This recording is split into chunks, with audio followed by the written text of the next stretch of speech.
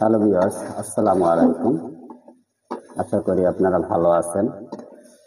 আজকে মুরগির গোশত দিয়ে বিরিয়ানি পাক করব। বিরিয়ানি পাক করার গোপন কিছু রহস্য আছে। তো দেখেন, এই যে দেখেন আপনারা, প্রথমে মশলা টসলা দিয়ে তারপরে ভালো করে কষাই নিতে হবে। আপনি যত কষাবেন গোশত, তত আপনার বিরিয়ানি খুব মজাদার হবে। ক্যামেরাটা এখানে নিয়ে আসেন। এই যে দেখেন গাইস,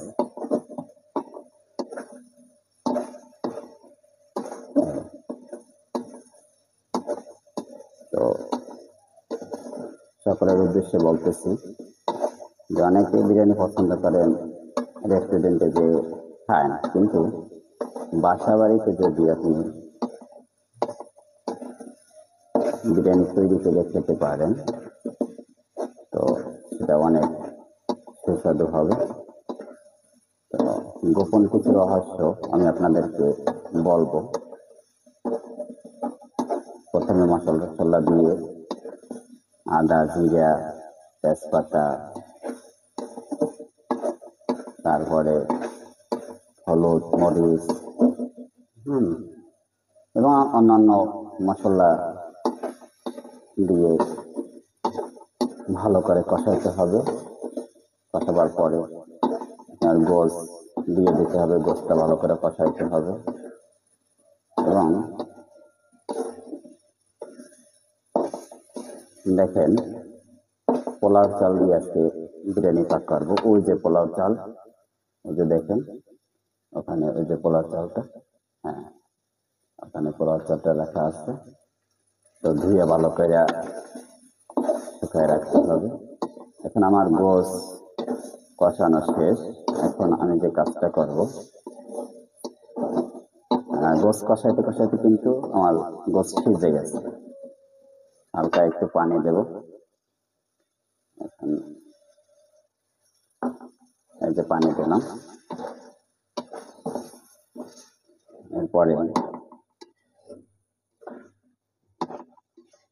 এরপরে আমি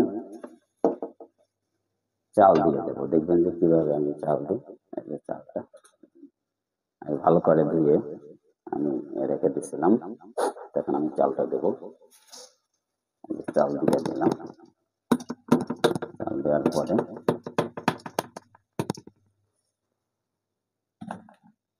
ভালো করে কষাইতে হবে। সুন্দরভাবে, এবং পানি আপনার পরিমাণ মতো দিতে হবে।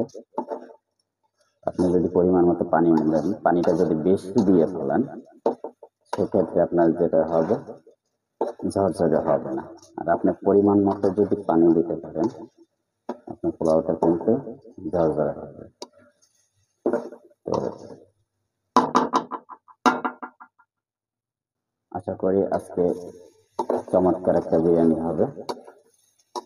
আপনি গরুর গোশত দিয়েও বিরিয়ানি তৈরি করতে পারেন, মুরগির গোশত দিয়েও বিরিয়ানি তৈরি করতে পারেন, যে যেটা দিয়ে পছন্দ। তবে গরুর গোশতের বিরিয়ানিটা স্বাদ বেশি, মুরগির গোশতের বিরিয়ানিটাও খারাপ না, ভালো। আমি যেভাবে দেখাইলাম সেভাবে আপনারা করবেন। অনবরত লাগতে হবে।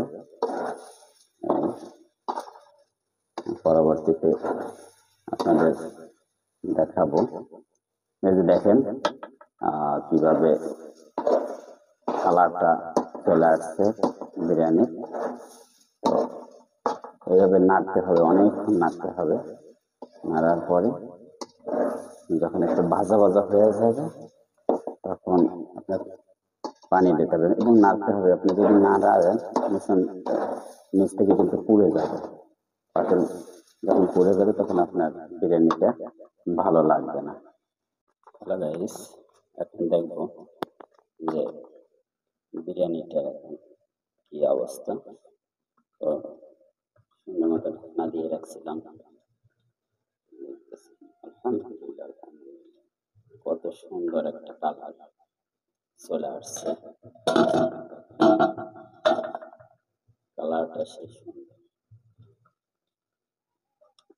তো আপনারা নিজেরা বাসা বাড়িতে পাক করে এইভাবে আপনারা খাবেন, দেখতে কত চমৎকার লাগতেছে।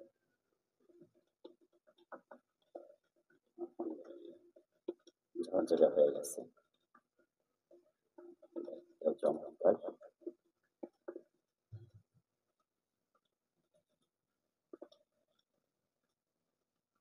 মাঝে মাঝে এরকম পাক করে বাসায় খাওয়া হয়, আমি যেভাবে দেখাচ্ছি আপনারা সেভাবে পাক করে খাবেন, দেখবেন যে খুবই ভালো লাগছে। রেস্টুরেন্টের চেয়ে বাসা বাড়িতে বিরিয়ানি পাক করে খেলে আসলেও সুস্বাদু হয় এবং সেটা ন্যাচারাল হয়। হ্যালো গাইস, শেষ ফিনিশিং এর দেখেন কত চমৎকার একটা কালার হয়েছে বিরিয়ানিটা। আশা করি খেতে খুবই খুবই ভালো লাগবে, আলহামদুলিল্লাহ। তো দেখে খুবই ভালো লাগলো। আশা করি সবাই ভিডিওটি দেখে পাক করা শিখবেন এবং পরিবারের সকলকে পাক করে খাওয়াবেন, এই আশা ব্যক্ত রেখে আজকের মতো এখানেই বিদায় নিচ্ছি। আসসালামু আলাইকুম ওয়া রাহমাতুল্লাহি ওয়া বারাকাতুহু।